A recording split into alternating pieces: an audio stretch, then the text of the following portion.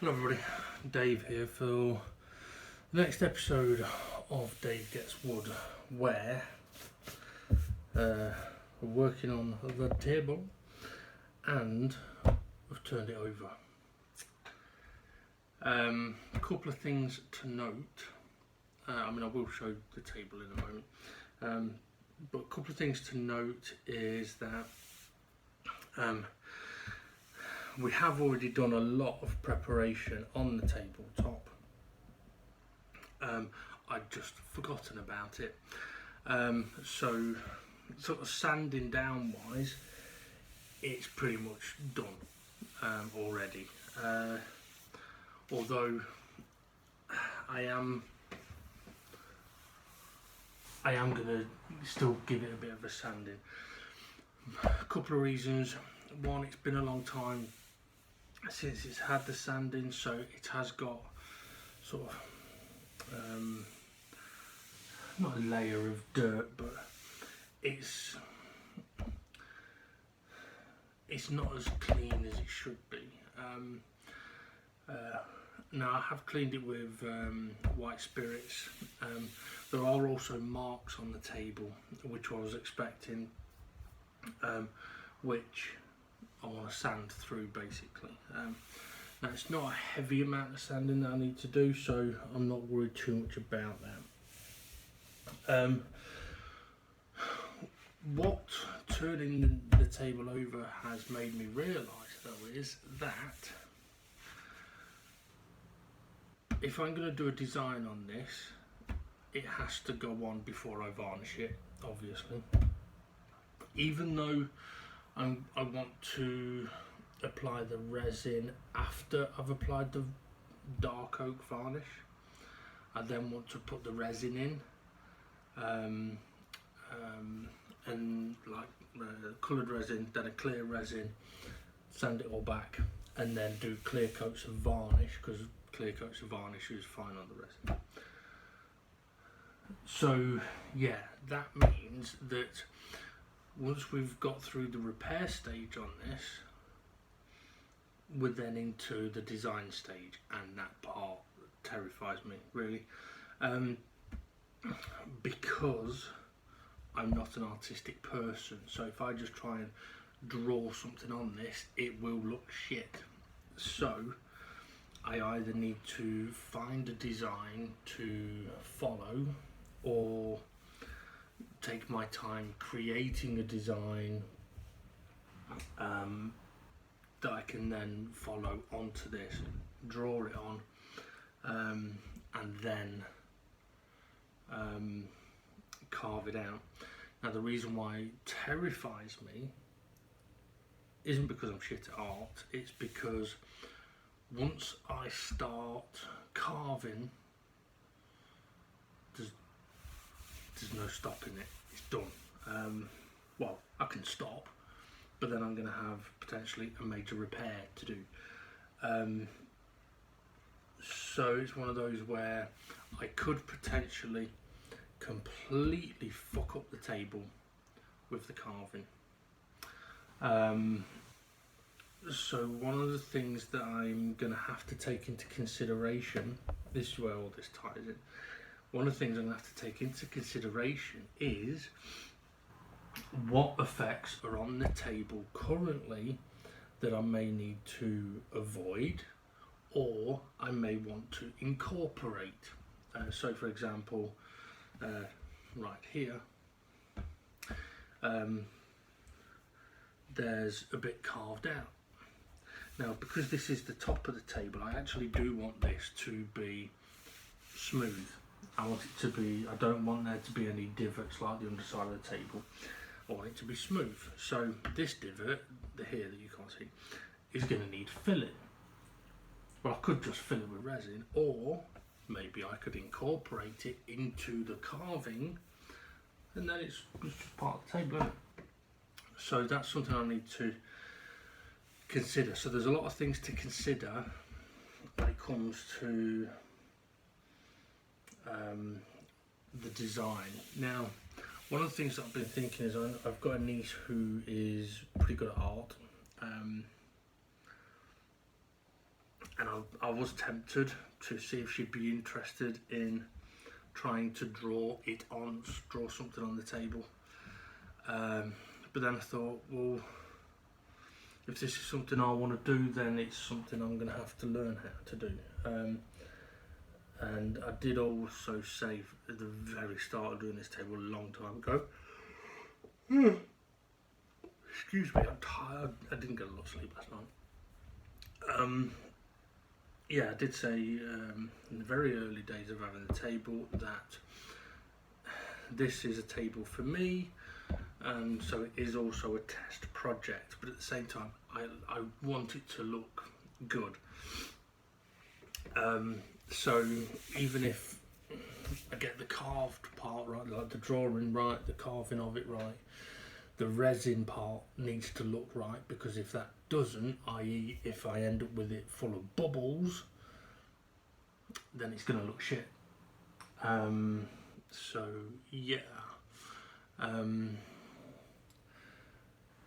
But anyway, right, okay, so the table. As I mentioned, we're into the repair stage of this side of the table. Now, I haven't masked or masking taped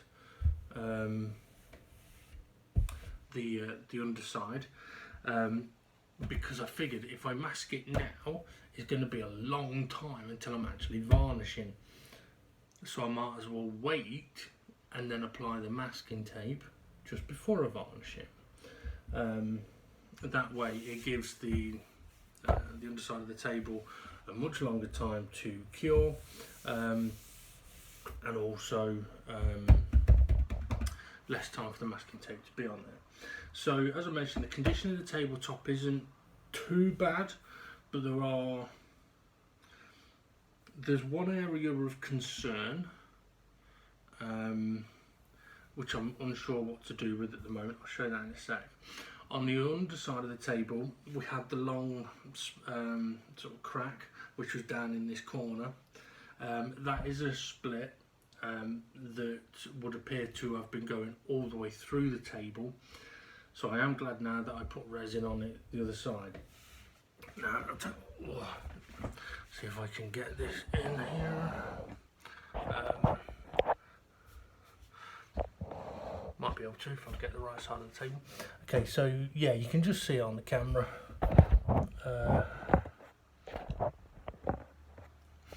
So it actually goes from over here, bit of a split there, but then it goes all the way along here as well. So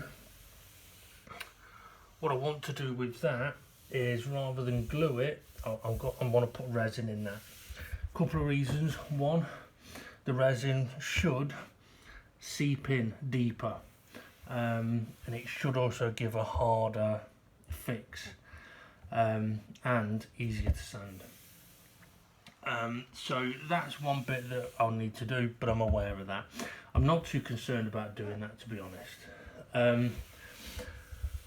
Over the table, there's a few bits where it looks like some filler has been put in, which isn't too bad really, but they are areas, so there, bit there, that I may have to try and either avoid or incorporate into my repair. But what I have to be careful of is how far down do they go. So there's quite a few, I mean, I don't know why a table like this would have so many sort of square dowels and round dowels fitted into it, unless, I don't know, maybe someone used this as a workbench or something, I don't know. There's a lot of oddities to that, but again, that's something that I may have to be careful about, either avoiding or incorporating. Knots is also another thing that I've got to be aware of. But as I mentioned, there was two areas of concern. So and they are here. Now you might just be able to see it on camera. Just here you'll see a line. Now this line, it almost looks like, if you imagine what are they called, tectonic plates. It almost looks like the tectonic plates that are splitting a little bit. So with this needs sanding back. The concern though is how far back this little split goes, because it isn't a little split, but it's something that as we're sanding it back, it could just disappear and it's not a problem. But there is the chance that as we're sanding it back, it carries on and the split could go much deeper, and if that is the case, we could have a problem, because we could end up having to carve it out from this end, from over here. Now from the carvings I've done before, if I want to protect, like if this is split going down, if I want to cut it off at some point, it usually is quite far away from the initial thing. So we could be looking anywhere along this piece of wood. Now there was nothing on the underside to suggest going all the way through, but it is something that I'm going to have to be careful of. I'm going to have to be prepared to do a major repair on that bit, or incorporate it into a design. Now the other part is this bit I've gouged out here, which I'm not really that concerned about that on its own, but the fact it's so close to this does concern me a little bit, because whatever I do here could affect this. So if this ends up being a big divot, I'm going to have to incorporate it into the design, and because it's there, I'm probably going to have to incorporate that into, well, I am going to have to incorporate this into the design, which means if the design is coming from the middle of the table, then I'm going to have to be going through whatever may be here. So yeah, these two are unfortunately tied together, unless I just completely ignore it and fill it with resin.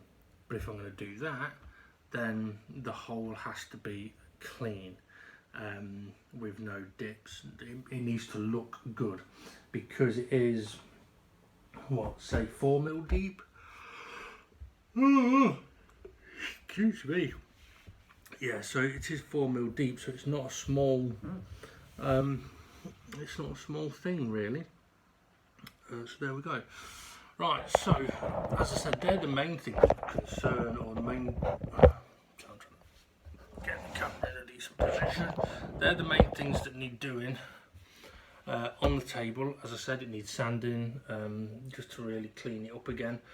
So it needs sanding and cleaning, and sanding and cleaning, and then it needs the design putting on it and the carving out. Now when it comes to the carving part, let's see if I've got the, I don't think I've got the tool bits to hand. Ow. Okay, not right here. Okay, so when it comes to the carving, it's going to be slightly different to, say carving, it's going to be more cutting, I suppose. When it comes to actually doing it, it's going to be different to previous carvings that I've done. Excuse me, like previous ones that I've done have been like letters, numbers, shapes, where it's been sort of a wide area but shallow. And one of the things that I struggled with that was getting a flat base within that shape, especially doing all this by hand. If I had a milling machine, it'd be very different, but I don't, so tough. Now I could either try going the sort of milling machine route by hand with the Dremel, by having a drill bit that is basically just cylindrical. It might work for the larger areas, it might not. but I don't intend on trying to carve out the bigger areas in the same way that I have done previously.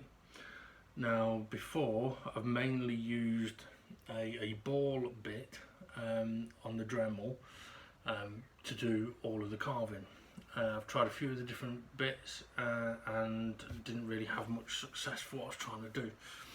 For this one, I want to use, there's a drill bit that is basically like a cone, and I want to use that.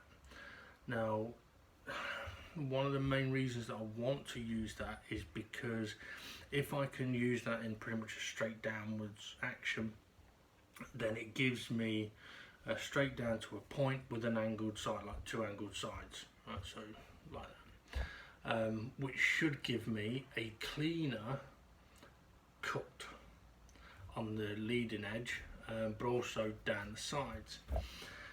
But also it should allow me to sort of cut up to a finer point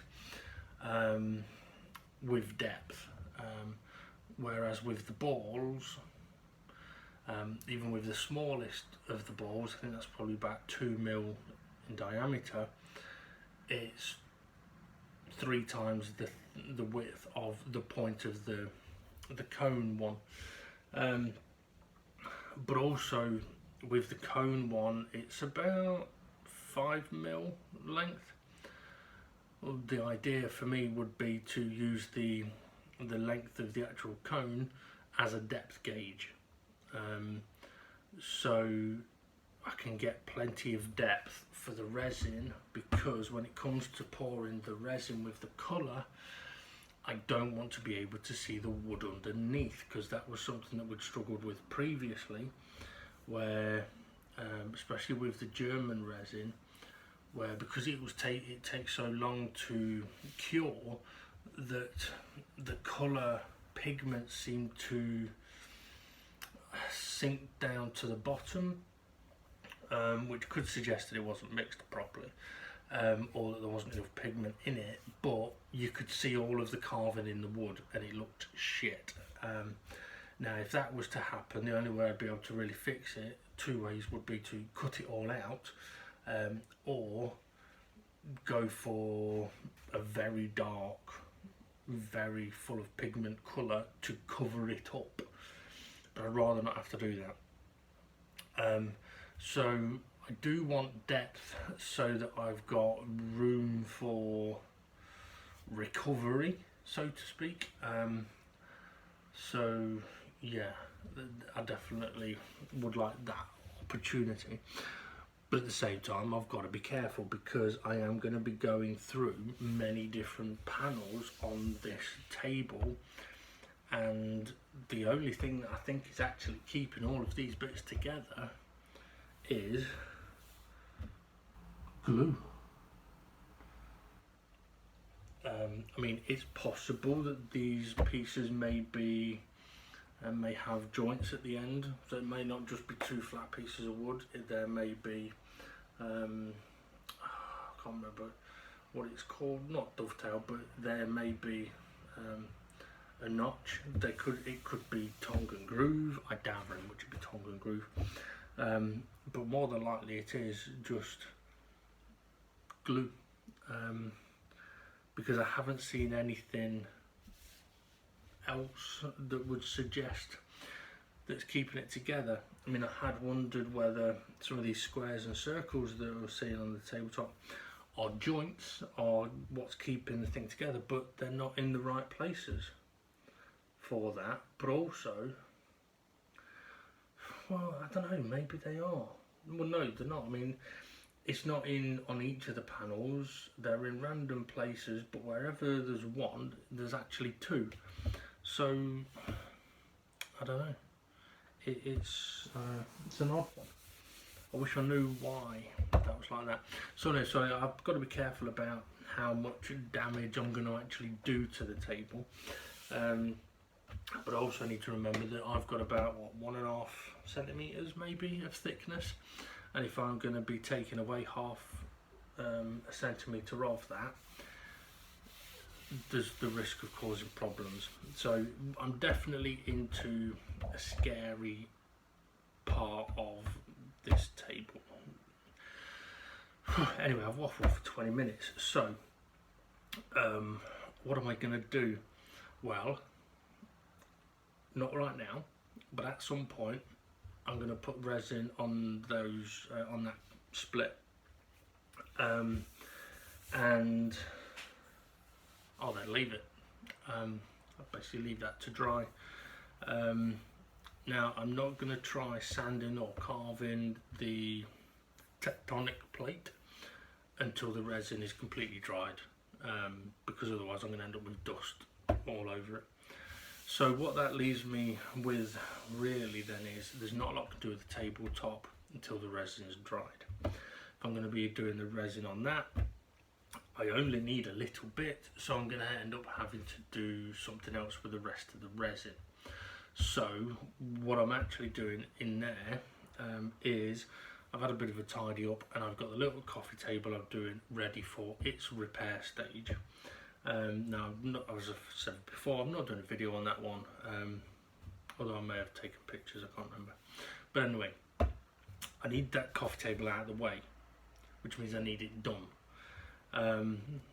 so that I can do the varnishing on all of the extra pieces of the table. So that's what I'm going to be doing while I'm waiting for this to dry, the resin to dry on this. So I'm going to hopefully see if any of that coffee table needs repair that the resin can do, rather than being filled with glue. That way I use up the resin.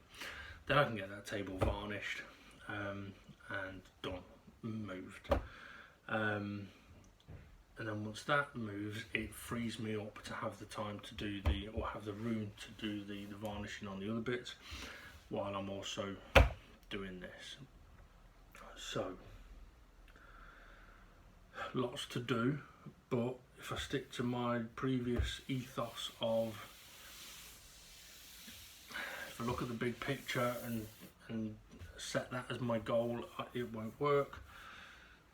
I can set an achievable goal and get that to work. So my goal for today is check that table to see if it needs any resin repairs, because if it doesn't, I'm then going to need to use some of my other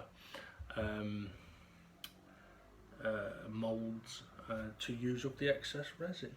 And also, when it comes to using the resin, I think I'll use the drill to mix it and make sure we can get all those bubbles out. Right, that's going to be it for this video, I think, unless I decide to tag on me filling the crack with the resin. But anyway, right, see you in a bit.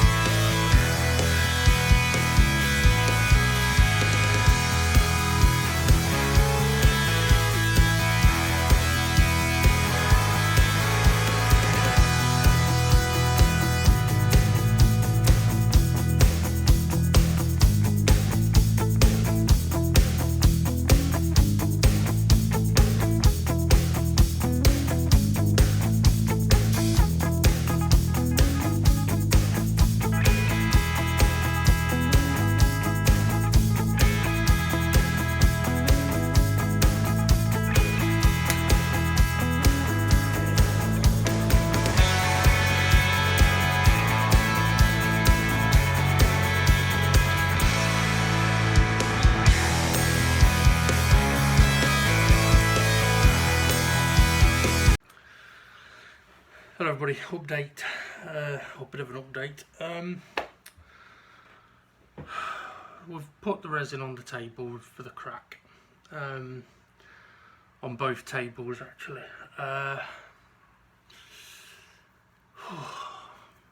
Tired. I've learned a few things as well. Obviously I don't know why I'm saying obviously, because it's not obvious. To me it is, but in one of the previous videos where we did a bit of the resin work, and the resin was really bubbly, had loads of air bubbles in it. Now it had loads of air bubbles in it before I applied it, and I said at the time I really should take some time to get the air bubbles out. So today, this time, I decided to use the drill with a wide panel drill bit on it, basically for drilling very big holes, to mix it up. It's easier for me to do that way, but the air bubbles just would not disappear. Now normally you'd mix it for 3 to 5 minutes. I was mixing it probably about 15 minutes, probably longer. I was basically just continually mixing it until the air bubbles went, and they never went.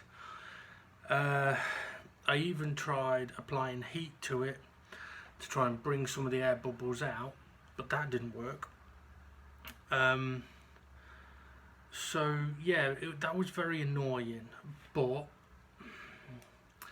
had I reread the instructions on this particular resin, and annoyingly, this is the annoying thing about it with the resins, each one I've tried has been slightly different. So yeah, I should have reread the instructions, because it says on there, like, the mixture's right, 50-50, or 1-to-1, or 2-to-2, or 3-to-3, it doesn't matter as long as it's the same as from each. But what it says is slowly mix together for 3 to 5 minutes. So as I was mixing, I noticed, because I just pulled the trigger on the drill, but after a while I tried mixing slower, and it did seem to be clearing up a little bit. It cleared all the big bubbles, but it couldn't clear all the little bubbles. So I think what I did was, because I started mixing fast, that then made it difficult to get the air bubbles out. Now it's possible that I could have just kept going, but to be honest, it was getting to the point where I was at risk of drilling through the bottom of the container I was using, but also I was getting tired, my arms were aching from holding it all. So yeah, it was really doing my head in. Like I said, I was doing it for a hell of a long time. So in the end, I kind of gave up. I made sure that there was no big air bubbles in it. Excuse me. But not only that, I sorted out filling the crack on both tables with the clear resin. So air bubbles in that wouldn't really matter, because it wouldn't really be noticed. So once I'd done those, I then applied a black pigment into the resin, and what I noticed when I was mixing that up by hand was that it started to really kick out some bubbles. So hopefully adding the pigment and then mixing that up has just basically been able to get to those air bubbles and bring them to the surface. Now there is quite a chemical reaction that goes off, because I mean, I noticed last time when I did the Naked Lady, I covered it with an upside down container, and when I first picked it up to check how it was going, it was warm. So the heat of the chemical reaction of the resins is noticeable. So as I'm holding the bottom of the jug, I can feel it warming up in my hands as it's having the reactions. which is quite interesting. Now, the bit that I've really learnt is you can burn resin, and when I say burn, I mean burn. The normal process is to apply your resin to your mould or to your piece of work, and wait a few minutes for air bubbles, see if any air bubbles appear, and then you've got a couple of choices really. Pop them with, say, a cocktail stick, or use a blowtorch and sort of gently sort of go over, and it'll bring up it brings up the air bubbles, and yeah, it should end up clear. Now obviously I've had an issue previously on the previous video with the naked lady, where I was getting rid of the air bubbles in that manner. I did it a few times, but there was still a lot deep down, because let's face it, the naked lady's like that deep, whereas the moulds I'm normally working with are that deep. So the distance the air bubbles have got to go is a lot less, and also when heat is applied, it can penetrate all the way through pretty much. Now with the resin that I ended up with, I did the tables. I topped up the bear with just black pigment resin. Looked really good. I did a home thing, but what I did before I poured that, and I did 2 letters as well, H and an A, I decided I'd try to see what it's like if I put the gold flake in the resin and mix it together, rather than having the gold flake in the mould and pouring onto it. It definitely made the resin a bit more gloopy, and I've no idea how it's really going to pan out, other than the top surface is not smooth because there's gold resin bits sticking up. So yeah, maybe I could have sat there poking them all down. I didn't think about that until just now, but we'll see. So I don't know how that's going to work out, but we'll find out. Now regarding the burning, when I was applying the heat, everything was going fine. Did it a couple of times, no problem, and then the last time I did it, I was doing the bear, and it seemed to be really getting some air bubbles up, and it looked like it was literally going to do one big pop, but it didn't, and I realised, hang on, something's not right here. So I stopped, and it turns out that I basically turned the liquid into a fucking solid, but not a good solid, a nasty solid. I basically creme bruleed it, and it wasn't good, so I've ended up having to sort of, well, I got some cocktail sticks, didn't know what was going to happen, but I ended up realising I'd created a really big piece of skin basically, so I had to kind of crack that off the edges, pick it up, and then let the resin that was loose underneath it drop back into the bear. So the bear is now a little thinner on his back. So I misunderstood or misinterpreted the heat popping the air bubbles out to the heat actually cooking the fucking resin. So that was on me. But at least now I know. I had wondered sort of how long should you keep the heat applied, also at what angle, because that makes a difference as well. So as an example, if you've got your, say this is the mould and it's this thick of resin, or let's do it that way. Right, let's say this is the mould and it's this thick with resin, right? If you're applying heat at an angle, right, then what you're doing is you're covering a larger area, but you're covering less depth because your heat is going to go at an angle, right? But also what it's going to do, it's going to focus the heat more at the first point where the flame basically, or the heat touches the resin.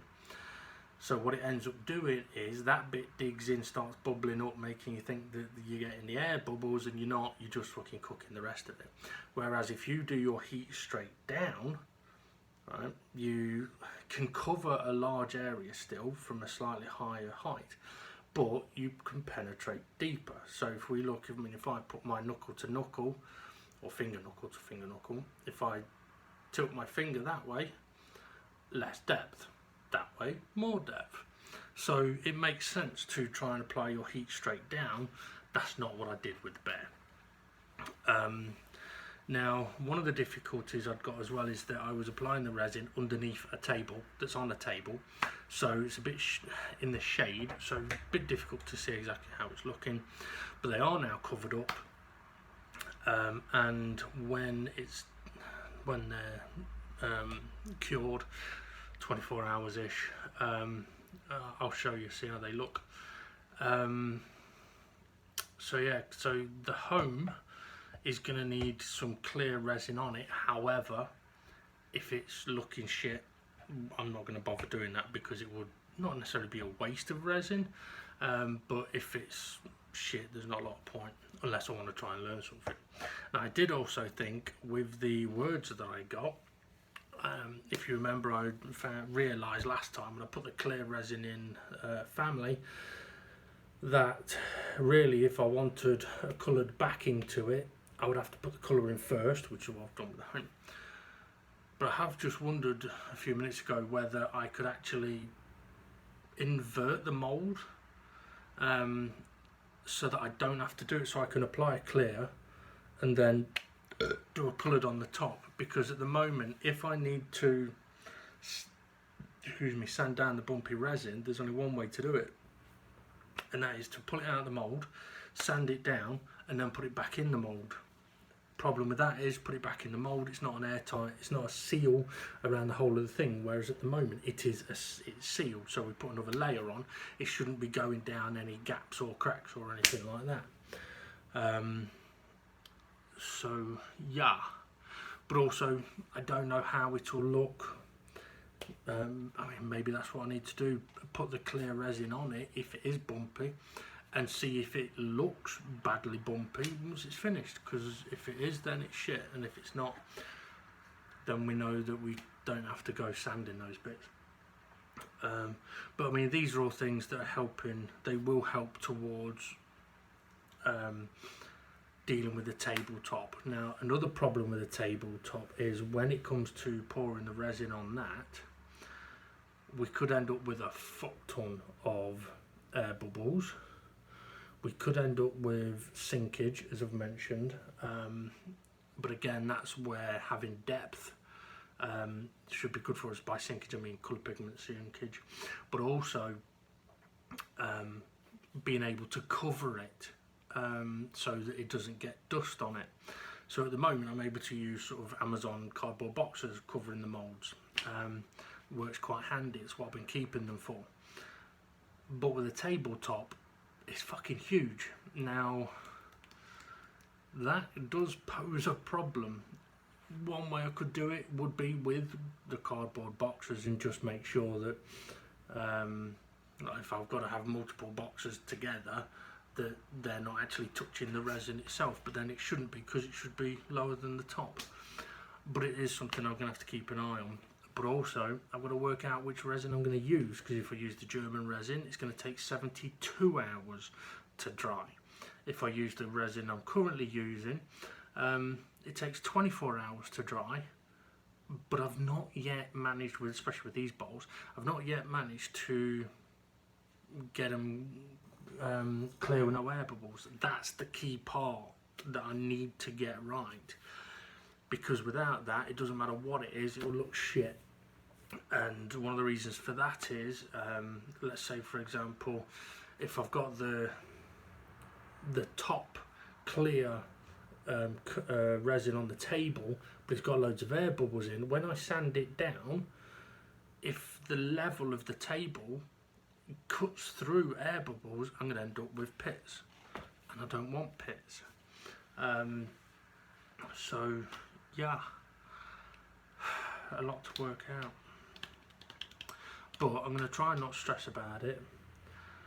Hopefully the next time I use this resin, I will mix it slowly for however long it needs, and then see if we can get all those air bubbles out, because at the moment there's only really been sort of one resin piece well, 2 resin pieces that I've done that I was really happy with, and one was the Holly sign, but we see how difficult that one was to do, and the other one was the Arthur chair. The resin worked brilliantly on those. So yeah, right, I'm done, I'm good. I'm gonna go for a poo and a nap, I think. Right, yeah, I'm done. Have a good one, and we'll see you on the next episode of Dave Gets Wood, where I will hopefully be showing you the results of this, the resin bits, and either varnishing pieces or cutting the table. Good luck.